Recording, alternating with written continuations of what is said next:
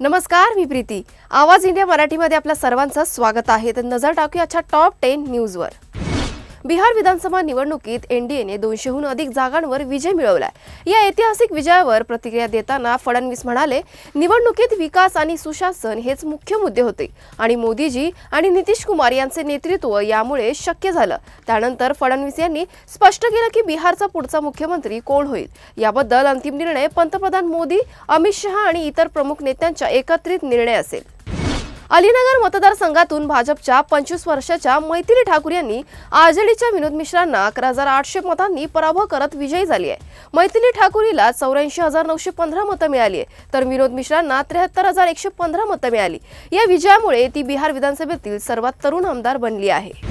बुलढाण्यात आगामी स्थानिक स्वराज्य संस्थांच्या निवडणुकांसाठी काँग्रेस आणि वंचित बहुजन आघाडी यांच्यात युतीची घोषणा करण्यात आली।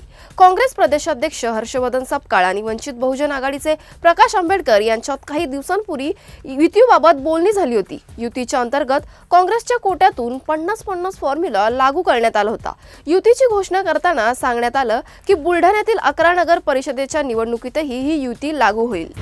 पुणे येथील मुंडवा भागात जमीन खरेदी विक्री प्रकरणात झालेल्या गैरव्यवहाराची तपासणी करण्यासाठी नोंदणी विभागाने समिती नियुक्त केली होती। या प्रकरणात उपमुख्यमंत्री अजित पवार यांचे पुत्र पार्थ पवार यांच्या कंपनीच्या दिग्विजय सिंह पाटील आणि शीतल तेजवानी यांच्या 300 कोटी रुपयांच्या अनधिकृत व्यवहाराची बाब समोर आली आहे। सरकारी जमिनीवरील हा व्यवहार बेकायदा असल्याचं उघडकीस आलंय।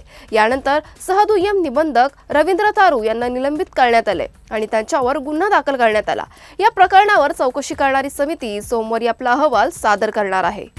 जम्मू आणि काश्मीरमधील नौगाम पोलीस स्टेशनच्या परिसरात झालेल्या स्फोटात आतापर्यंत 9 जणांचा मृत्यू झाला असून 29हून अधिक लोक जखमी झाल्याची प्राथमिक माहिती मिळते।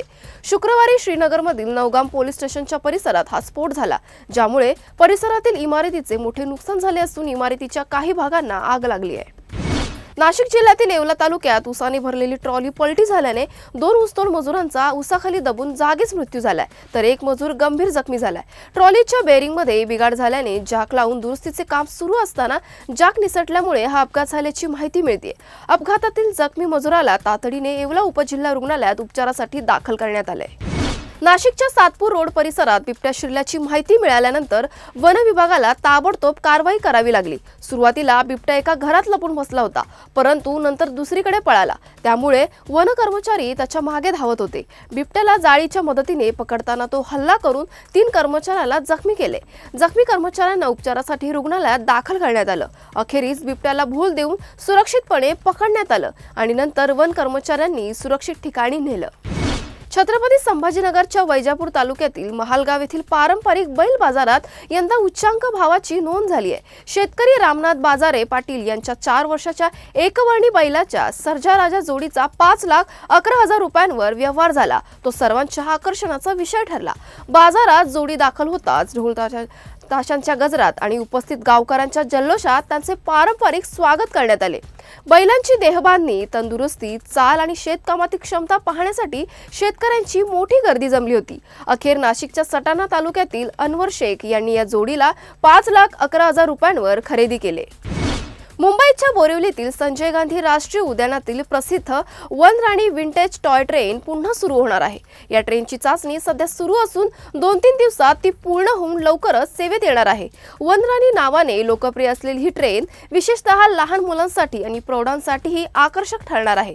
मागील 4 वर्षांपासून बंद असलेली ही टॉय ट्रेन आता नव्याने सुसज्ज करून पर्यटकांसाठी पुन्हा उपलब्ध केली जात आहे। संजय गांधी राष्ट्रीय उद्यानातील हे प्रमुख आकर्षण आता पुन्हा एकदा रोमांचकारी आणि आनंददायी अनुभव देणार आहे। अभिनेत्री गिरिजा ओक सध्या सोशल मीडियावर जोरदार चर्चेत आहे। तिच्या निळ्या साडीतील फोटोंमुळे तिला नॅशनल क्रशचा टॅग मिळाला आहे। गेल्या काही दिवसांपासून तिचे फोटो आणि व्हिडिओ सोशल मीडियावर प्रचंड व्हायरल होत आहे। सामाजिक माध्यमांवर अचानक मिळालेल्या प्रेमामुळे गिरिजा आनंद व्यक्त करत आहे। तरीही या रातोरात मिळालेल्या प्रसिद्धीमुळे तिला काही अडचणींचा सामना करावा लागतोय।